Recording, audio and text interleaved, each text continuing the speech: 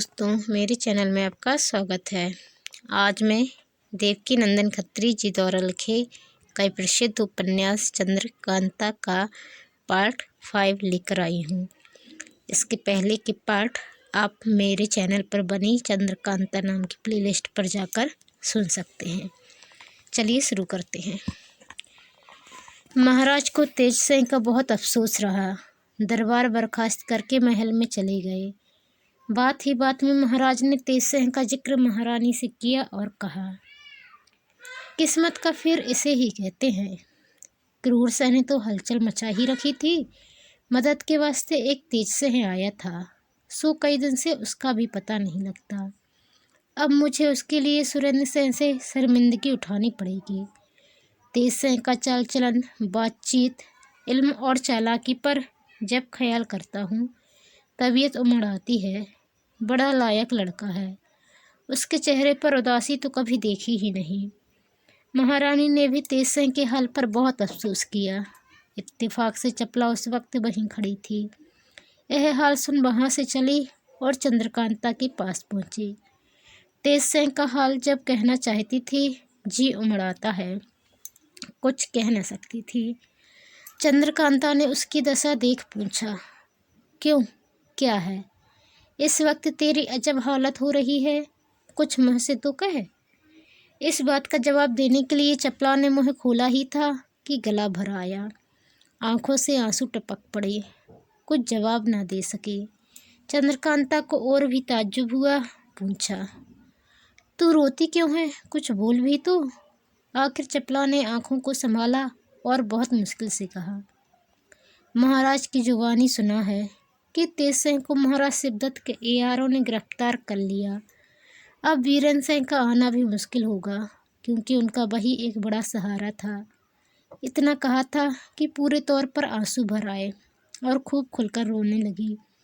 इसकी हालत से चंद्रकांता समझ गई कि चपला भी तेज सिंह को चाहती है, मगर सोचने लगी कि चलो अच्छा ही है, इसमें भी हमारा ही भला है।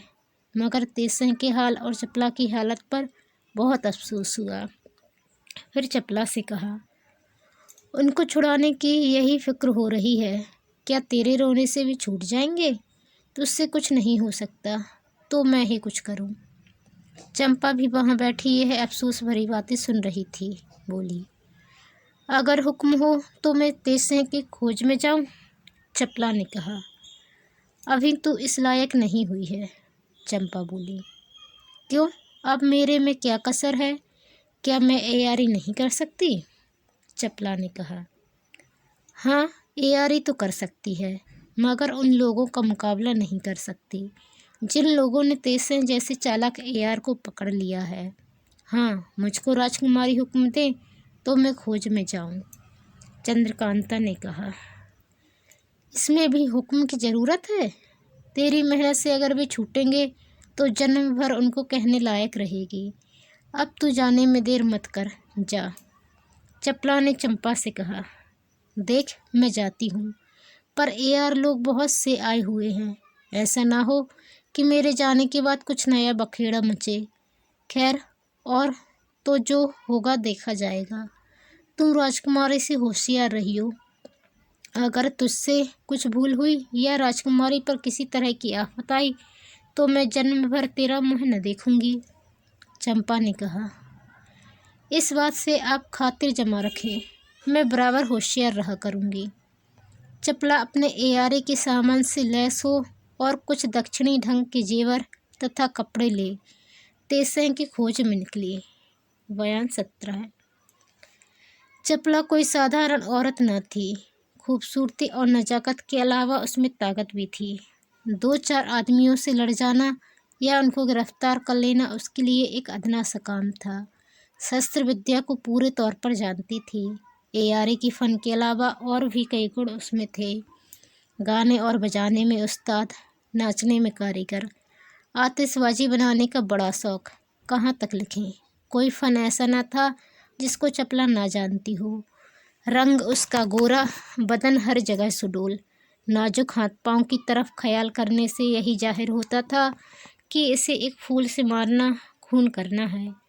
उसको जब कहीं बाहर जाने की ज़रूरत पड़ती थी तो अपनी खूबसूरती जानबूझकर बिगाड़ डालती थी या भेष बदल लेती थी। अब इस वक्त शाम हो गई, बल्कि कुछ रात भी जा चुकी है। चंद्रमा अपनी पूरी किरणों से निकला हुआ है। चपला अपनी असली सूरत में चली जा रही है। एयारी का बटुआ बगल में लटकाए, कमंद कमर में कसे और खंजर भी लगाए हुए जंगल ही जंगल कदम बढ़ाए जा रही है। तेज सिंह की याद ने उसको ऐसा बेखल कर दिया है कि अपने बदन की भी खबर नहीं। उसको यह मालूम नहीं कि वह किस काम के लिए बाहर निकली है या कहाँ जा रही है। उसके आगे क्या है, पत्थर या गड्ढा, नदी है या नाला। खाली पैर बढ़ाए जाना ही यही उसका काम है। आंखों से आंसू की बूंदें गिर रही हैं। सारा कपड़ा भीग गया है। थोड़ी थोड़ी दूर पर ठोकर खाती है।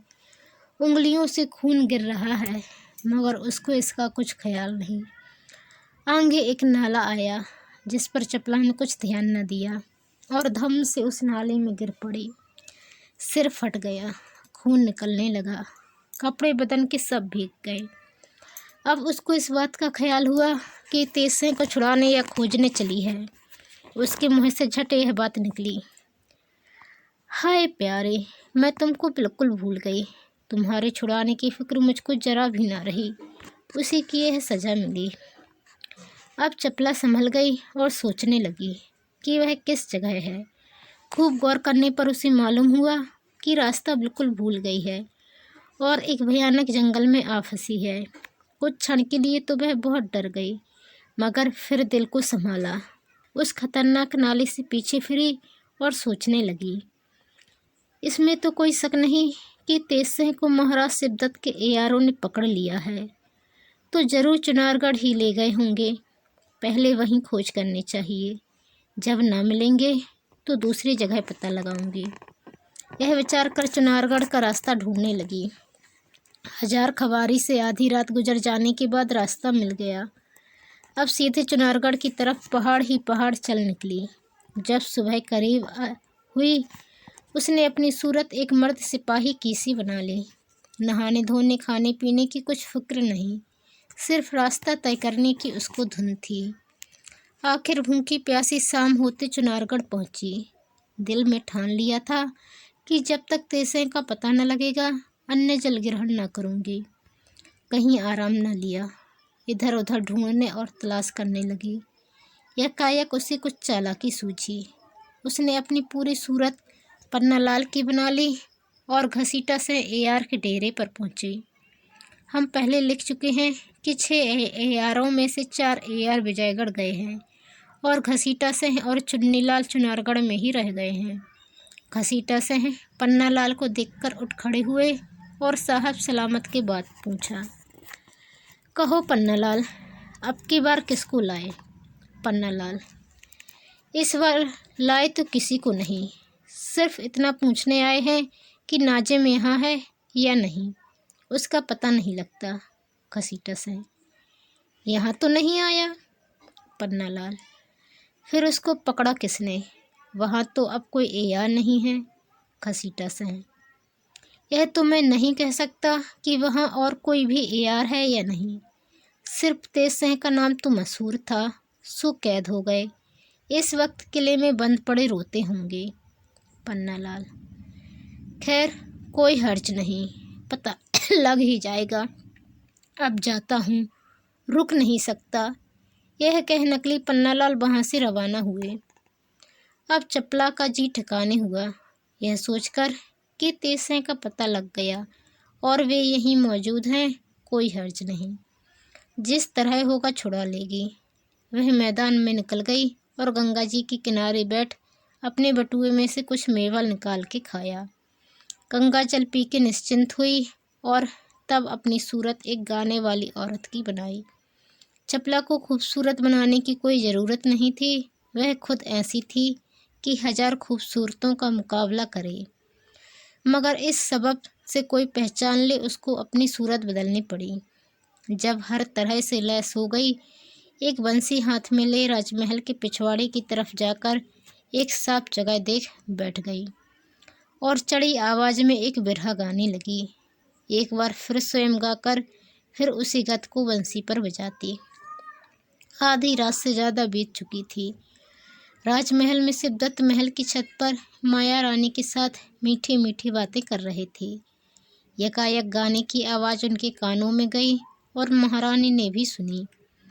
दोनों ने बातें करना छोड़ दिया और कान लगाकर गौर से सुनने लगे। थोड़ी देर बाद बंसी की आवाज़ आने लगी, जिसका बोल साफ मालूम पड़ता था। महाराज की तबीयत बेचैन हो गई। झट लौंडी को बुलाकर हुक्म दिया, किसी को कहो अभी जाकर उसको इस महल के नीचे ले आए, जिसके गाने की आवाज़ आ रही है।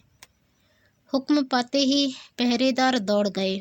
देखा कि एक नाजुक बदन बैठी गा रही है। उसकी सूरत देखकर लोगों के होशो हवास ठिकाने न रहे। बहुत देर के बाद बोले, महाराज ने महल के करीब आपको बुलाया है और आपका गाना सुनने के बहुत मुस्तहक बेचैन है। चपला ने कुछ इनकार न किया। उन लोगों के साथ साथ महल के नीचे चली आई और गाने लगी। उसके गाने ने महाराज को बेताब कर दिया। दिल को रोक न सके। हुक्म दिया कि उसको दीवान खाने में ले जाकर बिठाया जाए और रोशनी का बंदोबस्त हो। हम भी आते हैं, महारानी ने कहा। आवाज़ से यह औरत मालूम होती है, क्या हर्ज है अगर महल में बुला ली जाए। महाराज ने कहा, पहले उसको देख समझ लें, तो फिर जैसा होगा किया जाएगा। अगर यहाँ आने लायक होगी तो तुम्हारी भी खातिर कर दी जाएगी। हुक्म की देर थी। सब सामान लैस हो गया। महाराज दीवान खाने में जा बिराजे। बीबी चपला ने झुककर सलाम किया। महाराज ने देखा कि एक औरत निहायत हसीन, रंग गोरा, सुरमई रंग की साड़ी और धानी बूटीदार चोली, दक्षिणी ढंग पर पहने पीछे से लांग बांधे, खुलासा गराड़ीदार जूड़ा कांटे से बांधे, जिस पर एक छोटा सा सोने का फूल, माथे पर एक बड़ा सा रोले का टीका लगाए, कानों में सोने की निहायत खूबसूरत जड़ा वालियाँ पहने, नाक में सरजा की नथ, एक टीका सोने का और घुंघरूदार पड़ली गूथन के गले में पहने, हाथ में बिना घुंडी का कड़ा व छंदेली, जिसके ऊपर काली चूड़ियाँ, कमर में लच्छेदार करधनी और पैर में सांकड़ा पहने, अजब आन बान से सामने खड़ी है। गहना तो मुख्तसर ही है, मगर बदन की गठाई और सुडोली पर इतना ही आफत हो रहा है। गौर से निगाह करने पर एक छोटा सा तिल ठुड्डी के बगल में देखा, जो चेहरे को और भी रौनक दे रहा था। महाराज के होश जाते रहे। अपनी महारानी साहब को भूल गए, जिस पर रीझे हुए थे। झट मुँह से निकल पड़ा, वाह क्या कहना है। टकटकी बंध गई। महाराज ने कहा, आओ यहाँ बैठो। बीबी चपला कमर को बल देती हुई अटखेलियों के साथ कुछ नज़दीक जा सलाम करके बैठ गई। महाराज उसके हुस्न के रौब में आ गए। ज़्यादा कुछ कह न सके, एकटक सूरत देखने लगे। फिर पूछा, तुम्हारा मकान कहाँ है? कौन हो? क्या काम है? तुम्हारी जैसी औरत का अकेली रात के समय घूमना ताज्जुब में डालता है। उसने जवाब दिया, मैं ग्वालियर की रहने वाली पटलापा कत्थक की लड़की हूँ। रंभा मेरा नाम है। मेरा बाप भारी गवैया है। एक आदमी पर मेरा जी आ गया। बात की बात में वह मुझसे गुस्सा होके चला गया। उसी की तलाश में मारी मारी फिरती हूँ। क्या करूँ? अक्सर दरबारों में जाती हूँ कि शायद कहीं मिल जाए, क्योंकि वह भी बड़ा भारी गवैया है। सो ताज्जुब नहीं किसी दरबार में हो। इस वक्त तबीयत की उदासी में यूं ही कुछ गा रही थी कि सरकार ने याद किया, हाजिर हुई। महाराज ने कहा, तुम्हारी आवाज़ बहुत भली है, कुछ गाओ तो अच्छी तरह सुनूं। चपला ने कहा। महाराज ने इस नाचीज पर बड़ी मेहरबानी की, जो नज़दीक बुलाकर बैठाया और लौंडी को इज्जत दी। अगर आप मेरा गाना सुनना चाहते हैं तो अपने मुलाजिम सर्पदारों, साज बजाने वालों को तलब करें। वे लोग साथ दें तो कुछ गाने का लुत्फ़ आए। वैसे तो मैं हर तरह से गाने को तैयार हूँ। यह सुन महाराज बहुत खुश हुए और हुक्म दिया कि सर्पदा हाजिर किए जाएं। प्यादे दौड़ गए और सर्पदाओं का सरकारी हुक्म सुनाया। वे सब हैरान हो गए कि 3 पहर रात गुजरे महाराज को क्या सूझी है, मगर लाचार होकर आना ही पड़ा। आकर जब एक चांद के टुकड़े को सामने देखा तो तबीयत खुश हो गई। कुड़े हुए आए थे मगर अब खिल गए। झट साज मिला करीने से बैठे। चपला ने गाना शुरू किया। अब क्या था, साज व सामान के साथ गाना पिछली रात का समा महाराज को बुत बना दिया। सर्पदा भी दंग रह गए। तमाम इल्म आज खर्च करना पड़ा। बेवक्त की महफिल थी, इस पर भी बहुत से आदमी जमा हो गए। 2 चीज़ दरबारी की गई थी कि सुबह हो गई। फिर भैरवी गाने के बाद चपला ने बंद करके अर्ज किया, महाराज अब सुबह हो गई। मैं भी कल की थकी हूँ क्योंकि दूर से आई थी। अब हुक्म हो तो रुखसत हूँ। चपला की बात सुनकर महाराज चौंक पड़े। देखा तो सचमुच सवेरा हो गया है। अपने गले से मोती की माला उतारकर इनाम में दी और बोले, अभी हमारा जी तुम्हारे गाने से बिल्कुल नहीं भरा है। कुछ रोज यहाँ ठहरो, फिर जाना। रंभा ने कहा, अगर महाराज की इतनी मेहरबानी लौंडे के हाल पर है तो मुझको कोई हर्ज रहने में नहीं।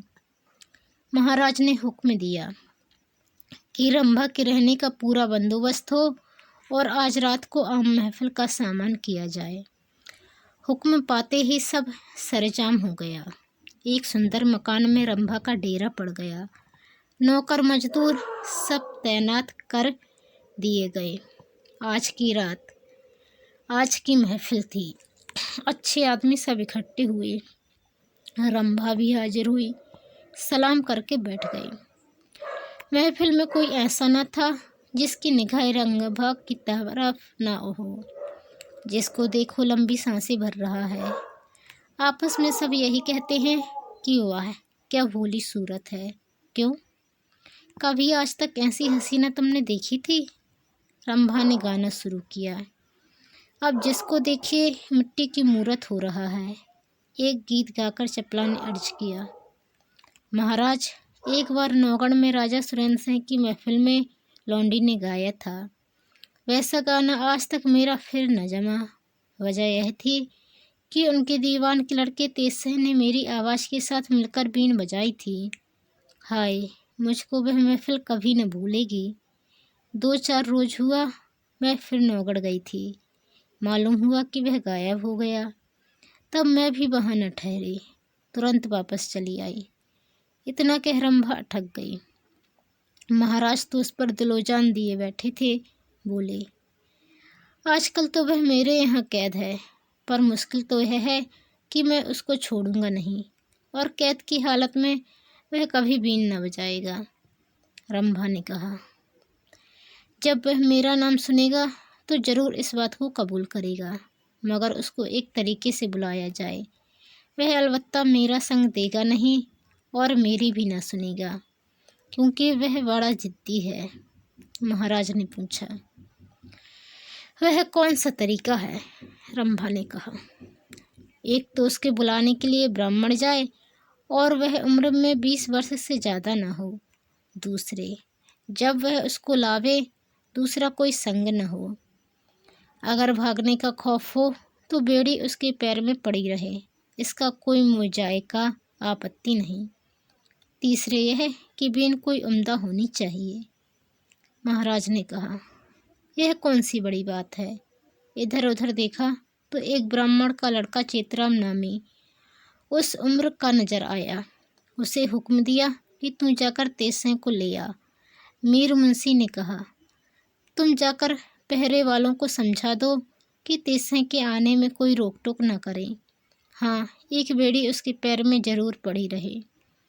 हुक्म पा चेतराम तेज सिंह को लेने गया और मीर मुंशी ने भी पहरे वालों को महाराज का हुक्म सुनाया। उन लोगों को क्या हर्ज था। तेज सिंह को अकेले रवाना कर दिया। तेज सिंह तुरंत समझ गए कि कोई दोस्त जरूर यहाँ आ पहुँचा है। तभी तो उसने ऐसी चालाकी की शर्त से मुझको बुलाया है। खुशी खुशी चित्राम के साथ रवाना हुए। जब महफिल में आए, अजब तमाशा नजर आया। देखा कि एक बहुत ही खूबसूरत औरत बैठी है और सब उसी की तरफ देख रहे हैं। जब तेज से महफिल के बीच में पहुंचे, रंभा ने आवाज़ दी, आओ आओ तेज से। रंभा कब से आपकी राह देख रही है। भला वह बीन कब भूलेगी जो आपने नौगढ़ में बजाई थी। यह कहते हुए रंभा ने तेज सिंह की तरफ देखकर बाईं आंख बंद की। तेज सिंह समझ गए कि यह चपला है। बोले, रंभा तू आ गई। अगर मौत भी सामने नजर आती हो तो भी तेरे साथ बीन बजा के ही मरूंगा, क्योंकि तेरे जैसे गाने वाली भला कहाँ मिलेगी। तेज सिंह और रंभा की बात सुनकर महाराज को बड़ा ताज्जुब हुआ, मगर धुन तो यह थी कि कब बीन बजे और कब रंभा गाए। बहुत उम्दी बीन तेज सिंह के सामने रखी गई और उन्होंने बजाना शुरू किया। रंभा भी गाने लगी। अब जो समा बंधा उसकी क्या तारीफ की जाए। महाराज तो सकते किसी हालत में हो गए, औरों की कैफियत दूसरी हो गई। एक ही गीत का साथ देकर तेज सिंह ने बीन हाथ से रख दी। महाराज ने कहा, क्यों और बजाओ। तेज सिंह ने कहा, बस मैं एक रोज में एक ही गीत या बोल बजाता हूँ, इससे ज़्यादा नहीं। अगर आपको सुनने का ज़्यादा शौक हो तो कल फिर सुन लीजिएगा। रंभा ने भी कहा, हाँ महाराज, यही तो इनमें ऐब है। राजा सुरेंद्र सिंह जिनके यह नौकर थे, कहते कहते थक गए, मगर इन्होंने एक न मानी, एक ही बोल बजा कर रह गए। क्या हर्ज है कि कल फिर सुन लीजिएगा। महाराज सोचने लगे कि अजब आदमी है, भला इसने क्या फ़ायदा सोचा है। अफसोस मेरे दरबार में यह न हुआ। रंभा ने भी बहुत कुछ अर्ज करके गाना मौकूफ स्थगित किया। सभी के दिल में हसरत बनी रह गई। महाराज ने अफसोस के साथ मजलिस बर्खास्त की और तेज से फिर उसी चित्राम ब्राह्मण के साथ जेल भेज दिए गए। महाराज को तो अब इश्क हो ही गया कि तेज सिंह की बीन के साथ रंभा का गाना सुने। फिर दूसरे रोज महफिल हुई और उसी चित्राम ब्राह्मण को भेजकर तेज सिंह बुलाए गए। उस रोज भी एक बोल बजाकर उन्होंने बीन रख दी। महाराज का दिल न भरा। हुक्म दिया कि कल पूरी महफिल हो। दूसरे दिन फिर महफिल का सामान हुआ। सब कोई आकर पहले ही से जमा हो गए, मगर रंभा महफिल में जाने के वक्त से घंटे भर पहले दाव बच्चा चित्राम की सूरत बना कैद खाने में पहुंची। पहरे वाले जानते ही थे कि चित्राम अकेला तेज सिंह को ले जाएगा। महाराज का हुक्म ही ऐसा है। उन्होंने ताला खोलकर तेज सिंह को निकाला और पैर में बेड़ी डाल चित्राम के हवाले कर दिया। चित्राम चपला उनको लेकर चलते बने। थोड़ी दूर जाकर चित्राम ने तेज सिंह की बेड़ी खोल दी। अब क्या था, दोनों ने जंगल का रास्ता लिया। कुछ दूर जाकर चपला ने अपनी सूरत बदल ली और असली सूरत में हो गई। अब तेज सिंह उसकी तारीफ करने लगे। चपला ने कहा, आप मुझको शर्मिंदा न करें, क्योंकि मैं अपने को इतना चालाक नहीं समझती जितनी आप तारीफ कर रहे हैं। फिर मुझको आपको छुड़ाने की कोई गरज भी ना थी। सिर्फ चंद्रकांता की बेमुरब्बत से मैंने यह काम किया। तेज सिंह ने कहा, ठीक है, तुमको मेरी गरज काहे को होगी। गरजू तो मैं ठहरा कि तुम्हारे साथ सर्पदा बना। जो काम बाप दादों ने ना किया था सो करना पड़ा। यह सुन चपला हंस पड़ी और बोली, बस माफ़ कीजिए, ऐसी बातें न करिए। तेज सिंह ने कहा, वह माफ़ क्या करना, मैं बगैर मजदूरी लिए न छोड़ूंगा। चपला ने कहा, मेरे पास क्या है जो मैं दूं। उन्होंने कहा, जो कुछ तुम्हारे पास है वही मेरे लिए बहुत है।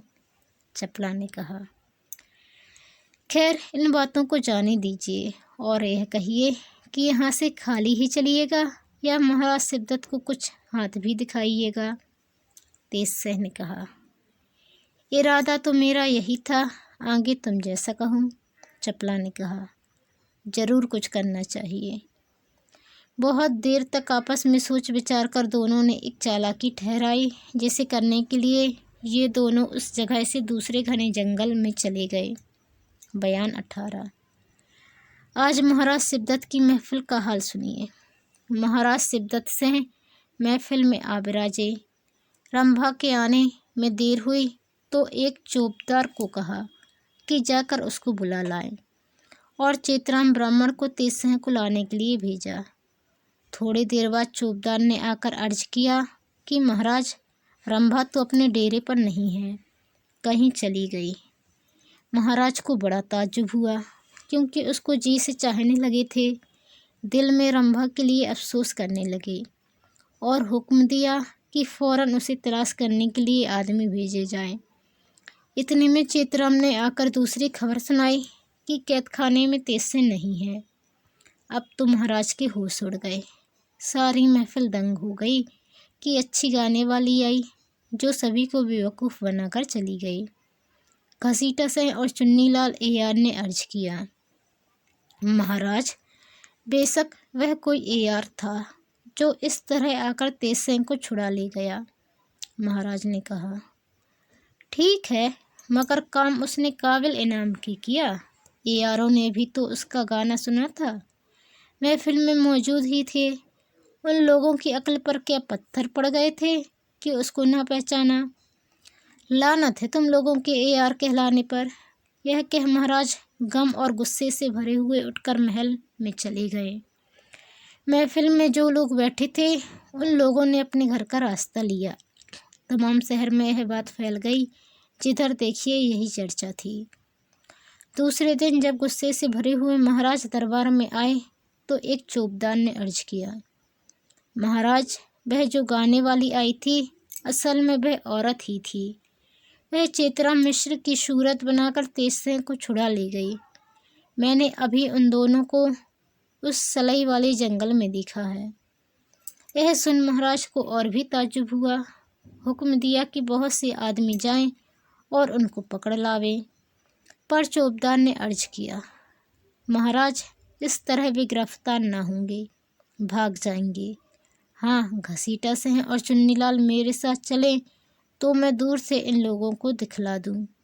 ये लोग कोई चालाकी करके उन्हें पकड़ लें। महाराज ने इस तरकीब को पसंद करके दोनों एआरों को चौबदार के साथ जाने को हुक्म दिया। चौबदार ने उन दोनों को लिए हुए उस जगह पहुंचा जिस जगह उसने तेजसिंह का निशान देखा था, पर देखा कि वहाँ कोई नहीं है। तब घसीटा सिंह ने पूछा, अब किधर देखें? उसने कहा, क्या यह जरूरी है कि वे तब से अब तक इसी पेड़ के नीचे बैठे रहें? इधर उधर देखिए, कहीं होंगे। यह सुन घसीटा सिंह ने कहा, अच्छा चलो, तुम ही आगे चलो। वे लोग इधर उधर ढूंढने लगे।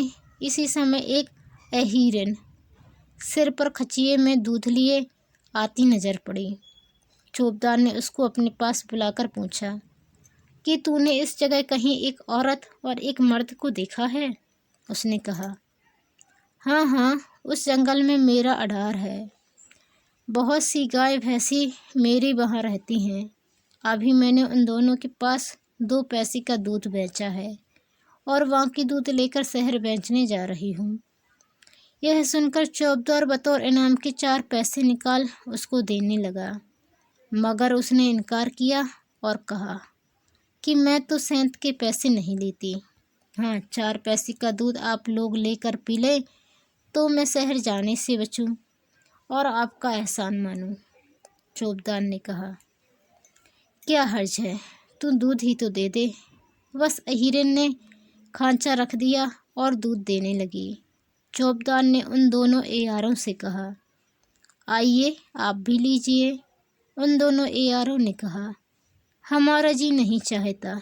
वह बोली, अच्छा, आपकी खुशी। चौबदार ने दूध पिया और तब फिर दोनों एआरों से कहा, वाह क्या दूध है, शहर में तो रोज आप पीते ही हैं, भला आज इसको भी तो पीकर मज़ा देखिए। उसकी जिद करने पर दोनों एआरों ने भी दूध पिया और 4 पैसे दूध वाली को दिए। अब वे तीनों तेज सिंह को ढूंढने चले।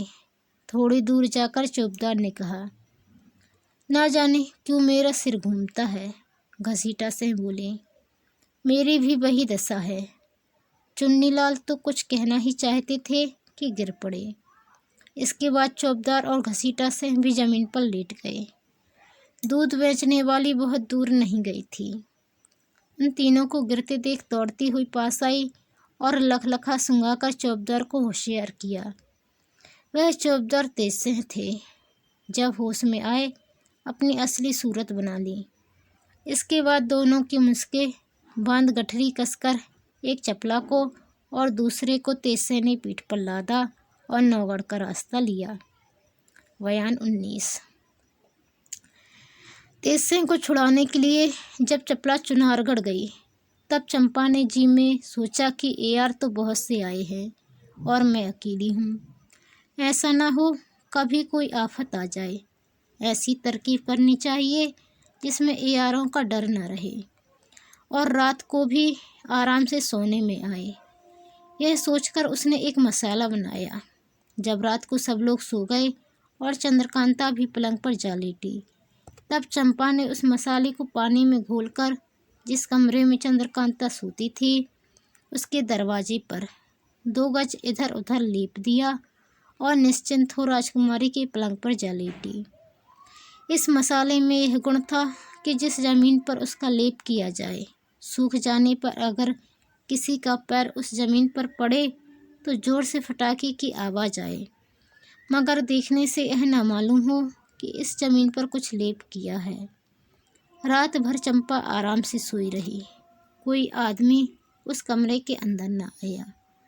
सुबह को चंपा ने पानी से वह मसाला धो डाला। दूसरे दिन उसने दूसरी चालाकी की।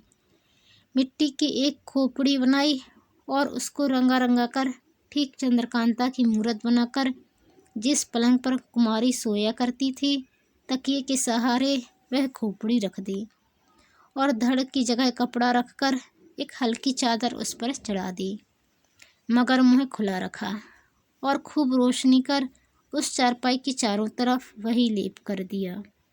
कुमारी से कहा, आज आप दूसरे कमरे में आराम करें।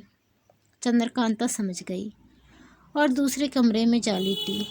जिस कमरे में चंद्रकांता सोई उसके दरवाजे पर भी लेप कर दिया और जिस कमरे में पलंग पर खोपड़ी रखी थी उसके बगल में एक कोठरी थी। चिराग बुझाकर आप उसमें सो गई।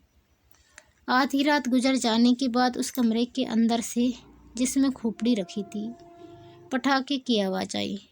सुनते ही चंपा झट उठ बैठी और दौड़कर बाहर से किवाड़ बंद कर खूब गुल करने लगी।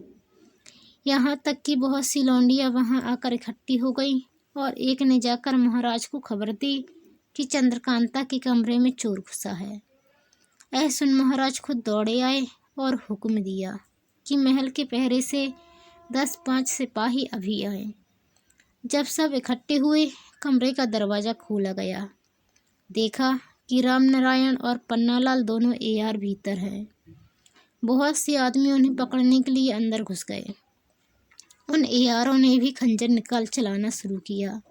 4-5 सिपाहियों को जख्मी किया, आखिर पकड़े गए।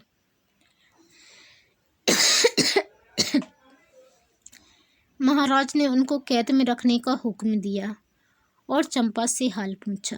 उसने अपनी कार्यवाही कह सुनाई।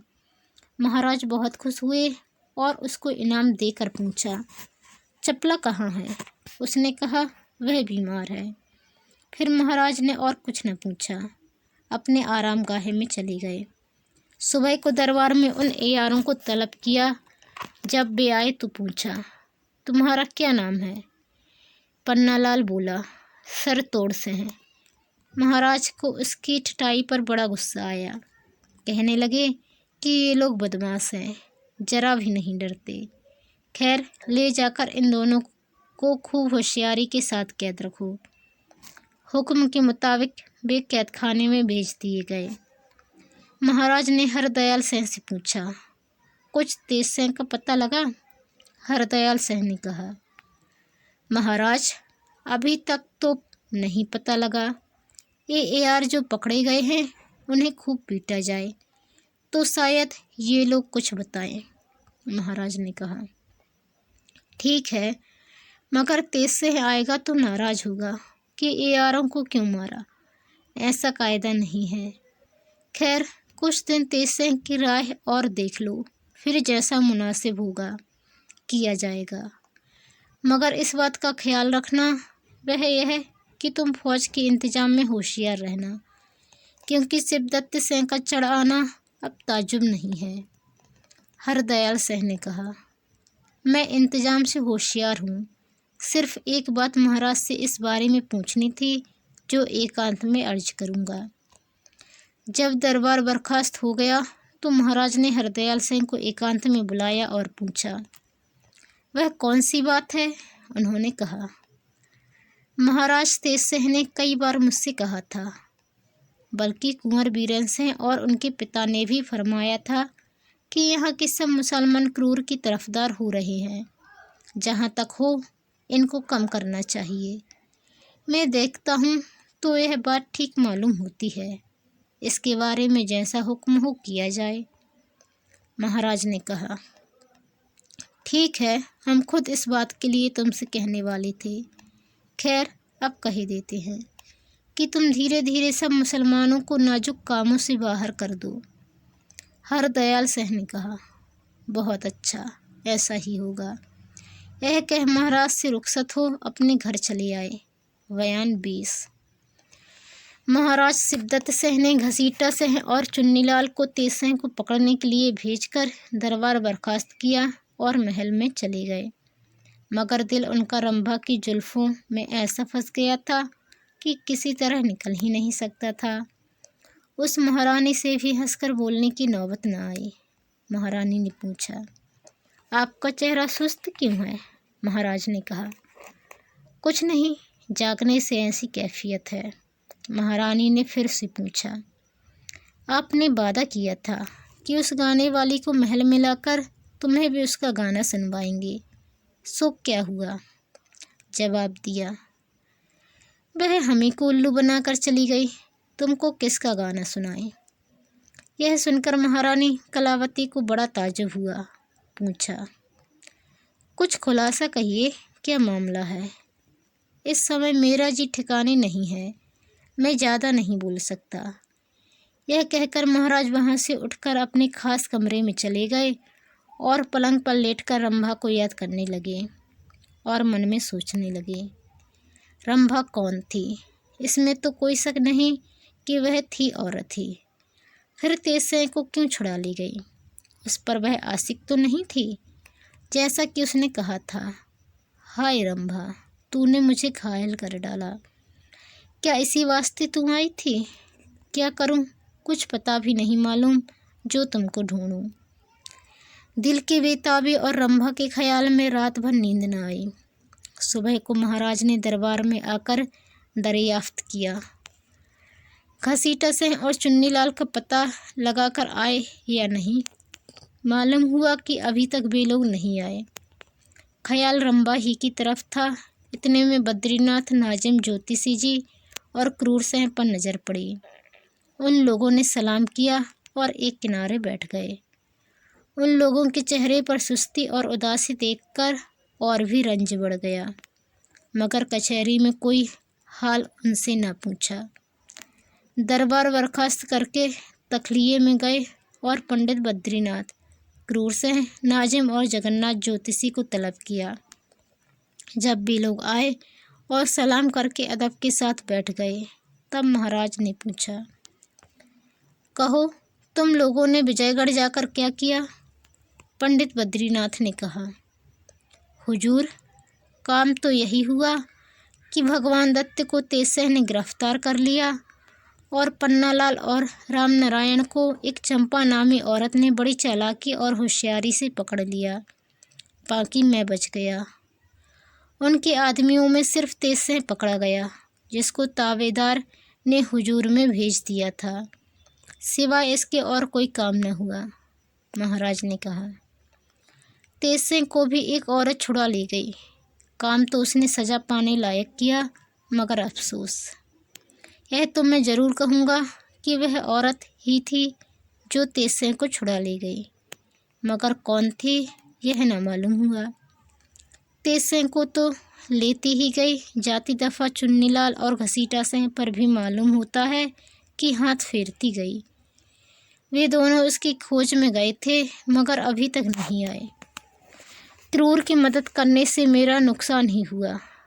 खैर, अब तुम लोग यह पता लगाओ कि वह औरत कौन थी जिसने गाना सुनाकर मुझे बेताब कर दिया और सभी की आंखों में धूल डालकर तेज सिंह को छुड़ा ले गई। अभी तक उसकी मोहिनी सूरत मेरी आंखों के आगे फिर रही है। नाजिम ने तुरंत कहा, हुजूर, मैं पहचान गया। वह जरूर चंद्रकांता की सखी चपला थी। यह काम सिवाय उसके दूसरे का नहीं। महाराज ने पूछा, क्या चपला चंद्रकांता से भी ज़्यादा खूबसूरत है? नाजिम ने कहा, महाराज, चंद्रकांता को तो चपला क्या पाएगी, मगर उसके बाद दुनिया में कोई खूबसूरत है तो चपला ही है, और वह तेज सिंह पर आशिक भी है। इतना सुन महाराज कुछ देर तक हैरानी में रहे, फिर बोले, चाहे जो हो, जब तक चंद्रकांता और चपला मेरे हाथ न लगेंगी मुझको आराम न मिलेगा। बेहतर है कि मैं इन दोनों के लिए जयसिंह को चिट्ठी लिखूं। क्रूर सिंह बोला, महाराज, जयसिंह चिट्ठी को कुछ न मानेंगे।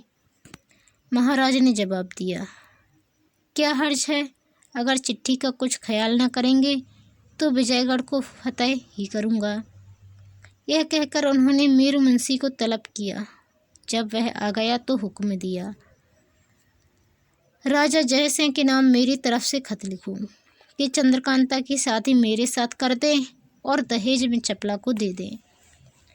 मीर मुंशी ने बमूजिब हुक्म के खत लिखा, जिस पर महाराज ने मोहर करके पंडित बद्रीनाथ को दिया और कहा, तुम्हें इस चिट्ठी को ले कर जाओ, यह काम तुम्ही से बनेगा। पंडित बद्रीनाथ को क्या हर्ज था, खत लेकर उसी वक्त विजयगढ़ की तरफ रवाना हो गए। इससे आगे की कहानी अगले पार्ट में आएगी। यदि आप चैनल पर नए आए हैं तो प्लीज़ चैनल को सब्सक्राइब कर बेल आइकन को क्लिक कर लें। धन्यवाद।